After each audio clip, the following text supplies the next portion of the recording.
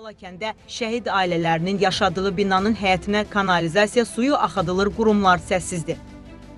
Bakunews Az Xəbər portalına daxil olan şikayətə əsasən Balakən rayonunun Qullar kəndi ərazisində yerləşən 2 mərtəbəli yaşayış binasında acınacaqlı vəziyyət hökm sürür. Sakinlərin bildirdiyinə görə binanın kanalizasiya suları birbaşa həyətə axıdılır. Bu mənzərə təkcə gigiyenik baxımdan deyil, həm də insanlıq adına utanc vericidir. Daha acınacaqlısı isə odur ki, həmin binada vətən uğrunda canını fəda etmiş 2 şəhidimizin ailəsi yaşayır. Lakin bütün müraciətlərə baxmayaraq heç bir dövlət qurumu bu problemin həllinə maraq göstərmir. Sakinlər dəfələrlə aidiyyəti qurumlara, o cümlədən mənzil kommunal istismar sahəsinə müraciət etsələr də nəticə dəyişməyib. Cavab yoxdur, tədbir yoxdur. Məsuliyyətsizlik və səhlənkarlıq şəhid ailələrinə, eləcə də digər sakinlərə qarşı hörmətsizlikdir. İllərdir vətən uğrunda canından keçmiş insanların ailələrinə diqqət göstərilməsi ilə bağlı danışılır, amma reallıqda vəziyyət tam əksini göstərir. Sual olunur, bəs bu susqunluq nə vaxta qədər davam edəcək? Qanun qarşısında məsuliyyət daşıyan qurumlar nə zaman hərəkətə keçəcək? Balakənin mərkəzindən cəmi bir neçə kilometr uzaqda yerləşən bu kənddə insanlar hələ nə qədər kanalizasiya çirkabının içində yaşamalıdır. Bakunews taz olaraq məsələni nəzarətdə saxlayırıq.